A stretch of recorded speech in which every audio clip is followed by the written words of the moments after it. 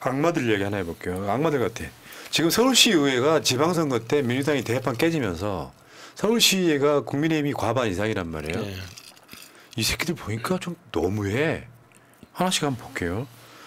저번에 우길기 서울시 공공기관에 걸 수 있게 하자 발의했다가 총선 기간이어가지고 한동훈이 짜증내면서 뭐 저 진상조사 착수하겠다, 뭐 징계하겠다 이런 얘기가 있었잖아요.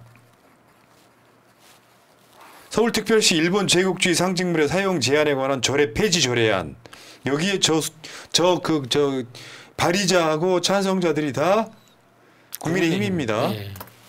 그러다가 여론이 빗발치고 총선 기간이다 보니까 여기에 대해서 국민의힘이 화들짝 놀랬던 바로 그 사건이고. 바로 철회했죠. 저. 근데 이 사람들을 징계하겠다고 이야기했었지 않습니까? 네. 근데 국민의힘이 우길기 허용 조례 논란 구두 경고로 끝났어요.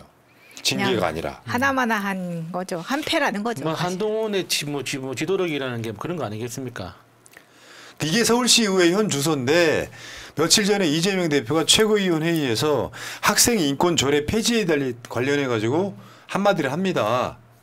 학생 인권에 대못 박는 퇴행이다. 학생 인권과 교권이 부딪힌다고 생각하는 그 사람들이 그냥 간단히 말하면 저런 거 아닙니까? 예전에 여러분들 학교 다닐 때 그 영화에 이제 그런 장면 나오잖아. 네 아버지 뭐 하시노? 아버지에 따라서 건달인데 얘. 그래서 뭐 저 학생들 머리를 빡빡이로 깎아버린다거나 네. 무차별하게 폭행한다거나 그런 거를 하지 말자는 거고요. 학생 인권 조례에 뭐가 있느냐면 인권 얘기니까 사람들이 관심이 없잖아요. 아이들을 무상급식 등을 통해서 잘 먹여야 된다가 다 포함되어 있는 거예요. 네. 잘 살건 못 살건 필요한 영양소를 공급해줘야 된다 같은 뉘앙스 같은 게 다 포함되어 있는 건데 인권 조례잖아요. 조례. 가장 하위 단위에 꼭 안 지켜도 되는 규정에 가까운 거야. 네. 그 이재명 대표가 요거를 서울시의회하고 저 충남도의회인가 충남교육청인가 거기서 폐지를 시켰지 않습니까? 이번에 서울시의회에서도 지금 저 폐지 아니 그러니까 서울하고 두 개가 지금 폐지를 시켜서 서울시 교육감 조희연 교육감이 천막 농성을 하고 있어요 현재도. 그러니까 저 논리가 진짜 너무 어처구니가 없는 게 국민의힘에서 저걸 발의하고 통과시켰지 않습니까? 국민의힘 논리는 그거예요. 그러니까 그 서희초 교사 극단적인 선택 그 사건을 통해서 교권이 얼마나 추락했는지 너실이 드러났기 때문에 교권을 강화하기 위한 구체적인 행동을 해야 된다. 그 하나로서 학생인권 조례를 폐지한 거예요. 이거 완전히 단세포들 아니에요.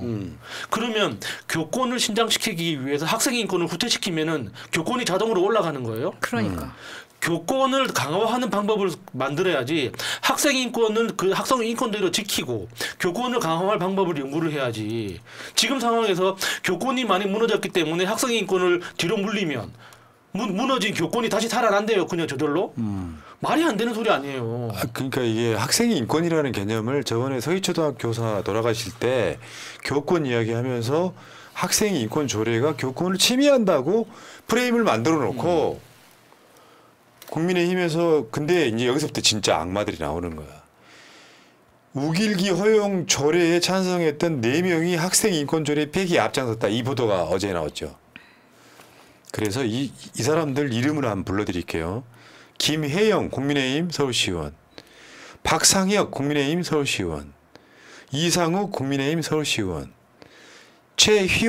이희원 서울시의원. 어떤 언론에서도 이 사람들 얼굴을 안 보여주더라고. 우리가 직접 찾아낸 거야. 이놈들이 서울시 의회에 있는 거예요. 그러니까 사실 시의원까지는 우리가 막 프로필을 막 쫓아보거나 공약을 보거나 이렇게 보지 않고 당 보고 뽑기 때문에 그냥 국민의힘이라고 하면은 국민의힘 빨간 거 입고 쓰레기 같은 사람들이 너무 많이 들어가 있다는 겁니다. 구의원도 마찬가지고요. 제가 여러분 있잖아요. 죄송한 말씀이지만 대구 경북에서 빨간당 다 찍어준 거 있죠. 그분들 다 극우예요. 일반 시민이지만 머릿속은 극우의 생각이 있는 거야. 네. 학생 인권조례 이런 놈들이 선동해가지고 마치 선생님들의 교권을 침해한다고 생각하는 거 있잖아요. 근데 이런 놈들이 묘하게 왜 우길기 허용하는 거를 그 우길기를 쓰지 못하게 한 조례를 폐지하려고 앞장섰을까. 얘네들은 그냥 극우인 거예요. 그 극우가 서울시의회에 너무 깊숙이 들어와 있던 대한민국 서울에 그 작년에 논란된 거였죠. 요거 광화문에 버스 정류장마다 저 그림이 붙어 있어가지고 저게 우길기 아니냐, 일장기를 그 상징하는 거 아니냐라는 것 때문에 아니면 아니라고 하면 되는데 논란이 생기니까 다 철거를 했거든요. 그러면 맞다는 이야기죠. 누가 봐도 저거는 빨간 동그라미인데. 희한하게요. 대한민국 사회에는 그런 게 있어.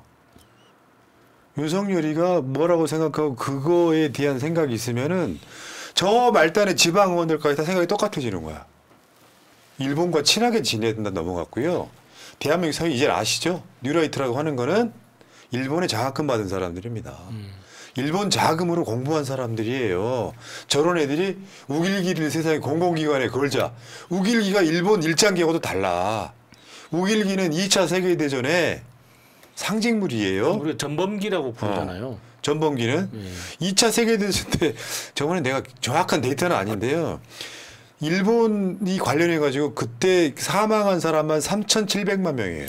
그러니까 이게 예전 2차 세계대전 그 시절에 나치의 그 문양 있잖아요. 그거하고 똑같다고 생각하시면 돼요. 독일 시내 한복판에서 나치 깃발을 내건다고 생각해 보세요. 독일 시민들이 어떻게 반응하겠습니까? 그거랑 똑같은 겁니다. 그러니까 법적으로 처벌이야 그거는. 예. 뭐 항의하고 말고가 아니라 비판 이런 게 아니라 처벌이라고. 대한민국 사회만 이래. 대통령이란 놈이 그렇기 때문에 더 심한 거야. 그렇게 해도 된다라고 하는 지들끼리의 가이드라인이 있는 거예요. 어쨌건 학생 인권조례로 다시 돌아오면 이재명 대표가 유능한 건 이런 거예요. 왜? 서울시의회나 교육청 차원에서 인권조례 만들어야 돼?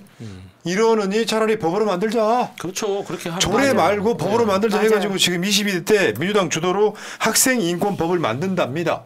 그 이재명 대표가 그것 때문에 최고위원회의에서 이걸 언급을 한 거예요. 야, 이제 이재명 대표가 학생들 사이에서 인기가 더 폭발하겠네요.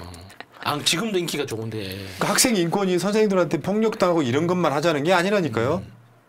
학생 인권 조례라는 게 학생들에 있어서 사람 대우해주자 이게 학생 그렇죠. 인권 조례였는데 학생 인권법을 아예 만들어서 뭐 조례하고 말 것도 없이 그냥 이거 통과시키자 이거야. 이게 서울시의회나 충남시의회 같은 데서 예. 사실 이 법을 촉발시킨 거지 사실은. 그러니까 이 방송 보시는 분들 중에는 학창 시절을 야만의 시대로 살아오신 분들 많을 거예요. 집안 재산 때문에 차별당하거나 성적 때문에 차별당하거나 생긴 것 때문에 차별당하거나 학교 안에서 온갖 그 순환을 많이 겪었지 않습니까? 그중에 가장 아픈 기억들이 다 똑같을 겁니다. 맞았던 거. 선생님들한테 맞아. 그렇게 심한 폭력을 당했던 거. 그게 다 왜 없어졌겠습니까? 선생님들이 스스로 고민하고 모여가지고 야 우리 앞으로 학생들 때리지 맙시다. 그렇게 해서 지금 학교에서 폭행이 사라진 것 같아요. 예.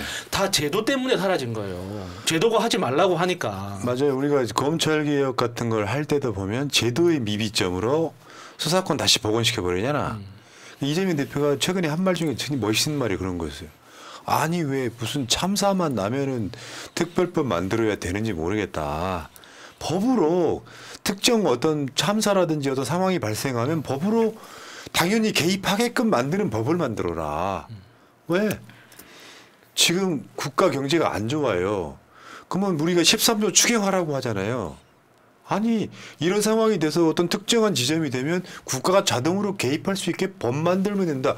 학생 인권법도 마찬가지라는 거고요. 이게 이제 이재명의 행정에 관련된 천재성을 보여주는 것 같은데 문제는 그 이재명 대표를 죽이려고 했던 테러범 재판이 있었죠 최근에. 근데 놀라운 건 그 테러범 김진성이 이재명 대표가 한동안은 죽은 줄 알고 있었다는 거야. 잡히고 나서 구치소에 있을 때. 잡히고 나서. 이제 살인 미수범이라고요. 깜짝 놀랐다는 저 재판 중에 그 관련된 게 지금 나왔다는 거예요. 이재명 대표 살인 미수범 왜 죄명이 살인이 아닌가? 왜 살인 미수인가? 자기는 죽였다고 확신을 했다는 거야. 보통 그 정도의 공격을 하고 나면 살아나는 게 이상하긴 하죠. 그러니까 우리가 이재명 대표 그 사건 일어났을 때 다들 천우신조라고 했지 않습니까? 진짜 1mm 차이. 1mm만 그 칼날이 더 깊이 들어갔어도 위험했다. 진짜 위험한 상태였다. 그랬을 때문에 저 김진성 씨는 자기는 그 범행을 저지르면서도 성공했다고 확신했겠죠. 현장에서는. 그러니까 지금 체포 당한 후에 그 후에 작성한 글인데 나의 죄명이 왜 살인이 아니고 살인 미수인가? 분명히 놈을 처단했는데 어떻게 살아있다는 건가? 결국 실패로 끝났다는 사실을 인정하기까지 하룻밤을 보내고 새벽녘 유치장 벽면을 마주하면서 깨닫게 됐다. 분하다. 적군의 수괴를 제거하는데 실패한 저격병이 인신구속 상태에서 할 수 있는 일이 무엇이 있을까? 이거 정신병입니다. 아니 근데 근데 정신병으로만 치부할 게 아니라 이 사람은 사법적인 처리를 확실하게 해줘야 다음에 비슷한 사건이라도 일어나지 않는 거예요. 이게 지금 정상입니까? 그리고 이 사람이 그동안 적었던 글들 그 뭐였죠? 변명문이라는 네. 게 전문이 다 공개됐음에도 불구하고 지금 언론에서 아무도 안 받고 있잖아요. 그러면 전문이 공개됐을 때 그 안에서 어떤 단체와 관련이 있는지 다 나왔단 말이에요. 근데 왜 거기에 대한 수사나 압수수색은 전혀 일어나지가 않고 심지어 이번 총선에 당을 만들어서 선거까지 나갔단 말이에요. 그러니까 이게 나는 저 김진성이가 일부러 미친 척하는 것 같다. 배우를 가리기 위해 이런 의심도 해봐야 돼요. 와 완전 미친놈이네. 근데 이것도 이제 아까 말한 저 우길기부터 시작해서 극우들 마인드가 사실은요 윤석열이 망친 나라 중에 대표적인 게 윤석열 대가리가 극우다 보니까 전반적으로 다 극우가 돼버린 거예요. 국민의힘 정치인들 중에 극우 상당수 있죠. 네. 그러면 이들이 서울시 의회에 극우가 있죠. 그렇다 보니까 이재명 대표를 대리한 저런 일반 보통 평범한 일반인까지도 극우가 되어 있는 거. 윤석열이 대한민국 사회에 미친 영향이 그런 거죠. 정상적인 놈이 대통령 하고 있으면 저런 사람들 설 자리가 없는 거거든요. 대세 따라가는 거. 윤석열이가 그 생각을 하니까 국민의힘 정치인이나 일반인들까지 아무 생각 없이 저게 맞나 보다라고 극우의 정치를 보여주고 있는 거예요. 그래서 빨리 윤석열을 끌어내리는 게 답이라고 저는 생각을 합니다. 극우가 무서운 거라니까요. 아까 제가 대구에 계시는 분들 극우라고 말씀드렸잖아요. 본인들이 이야기를 듣고 화를 내실 게 아니라 부끄러워하셔야 돼요. 특히나 그 극우 세력들이 자기들끼리 항상 이야기하는 표현 중에 빨갱이는 죽여도 돼라는 표현이 있잖아요. 그게 얼마나 이상한 표현인지 인식을 못한다는 것 자체가 문제거든요. 아무리 죄가 많은 사람이라도 죽이는 건 다른 문제지 않습니까? 누구는 죽여도 돼. 세상에 그런 사람이 존재할 수가 있는 겁니까? 그게 빨갱이든 파랑이든 그게 무슨 상관이에요? 그게 극우라고. 그러니까 그걸 그 누군가를 무조건 죽여도 된다고 부르짖을 때 그 표현 속에서 불편함을 못 느끼고 동조하고 같이 소리 지르는 사람 그게 너무 이상하다는 거예요. 그게 동네에서 내가 가끔씩 경험하는 사람이야. 1년에 한두 번. 어쩌다가 식당 같은 데서 이렇게 잠깐 스치듯이 논쟁이 붙었어. 선거철 특히 그런 경우 많잖아. 그러면 대한민국 극우의 모습이 어떤 거냐면요. 몰라 이재명이 빨갱이. 그런 사람들이 대한민국에 너무 많다는 거. 빨갱이는 죽여도 돼. 그게 우리나라 대한민국의 온갖 논리로 통하잖아요. 5.18 때 북한군이 쳐들어와서 5.18을 일으켰으므로 전두환이가 학살해도 괜찮다라고 말하는 논리가 만들어지는 거예요. 그게 극우예요. 그 극우의 논리는 이런 거예요. 일본이 태평양 전쟁 때 3,700만 명을 죽였어. 네. 그건 죽여도 돼. 왜? 일본은 빨갱이가 아니니까요. 이런 방식으로 대한민국 사회를 엉망진창으로 만들어 놓은 거야. 근데 그런 사람들이 몰라 이재명은 빨갱이니까 하는 사람들 있죠. 이런 사람들을 정교적으로 가스라이팅을 해. 그러니까 완전히 배우가 없다고 치더라도 네. 가스라이팅을 해서 내가 정의 구현하는 역사의 심판자 같은 만약에 그걸 누가 가스라이팅 했다면 그래서 내가 칼로 찔러서 분명히 죽은 줄 알았는데 안 죽었다 애통해 한다는 거.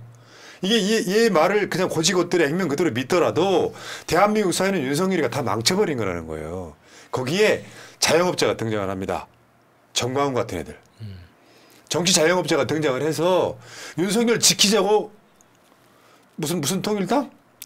자율통일당 찍자고 말을 하는 거예요. 거기에 세뇌된 사람들이 거기서 하는 통신사업에 핸드폰 별정통신으로 다 바꾸고 이 사회가 이렇게 망가져 있는 건 다 윤석열 때문이다.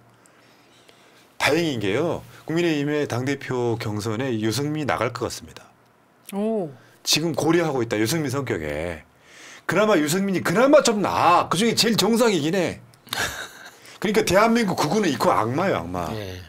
이자들 스스로가 못 느끼는 거 이건 가치관의 문제가 아니에요.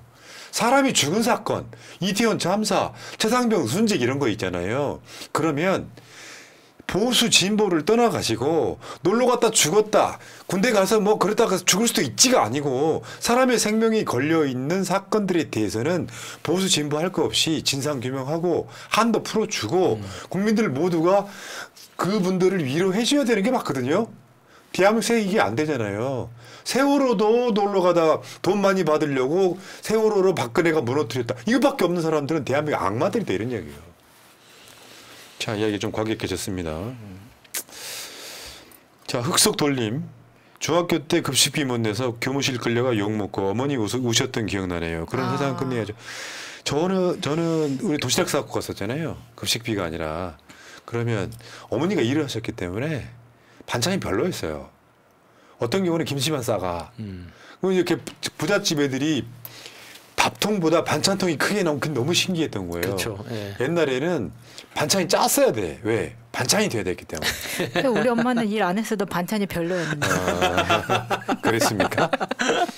그 내가 무상급식이 논쟁이 한참이던 2010년 정도에 주장했던 게 그거예요. 잘 사는 집이나 못 사는 집이나 먹는 건 같아야지. 잘 사는 집 애들은 키가 커. 우유 먹고 고기 먹어서. 못 사는 집 애들은 키가 작아. 잘 사는 집이었다고 알고 있는데. 아니 이거는 내가 봤을 때 유전자가 그런 거야. 아니 나만 작어. 아니 어쨌건 그래서 먹는 것만큼 그게 학생 인권조례에 다 포함되어 그렇죠. 있다고. 예, 예. 먹는 것만큼 똑같이 먹자. 그럼 어떻게 해야 돼? 부잣집 애들한테도 무료로 줘야 될 거 아니에요. 의무적으로 급식해야 될 거 아니에요. 그 오세훈이 명언을 남겼죠. 왜 이건희 아들까지 도시락을 챙겨줘야 되냐. 그 말 요즘도 하더라고요. 예. 요즘 똑같은 이야기 합니다. 저 지원금 25만 원에도. 여기까지 하겠습니다.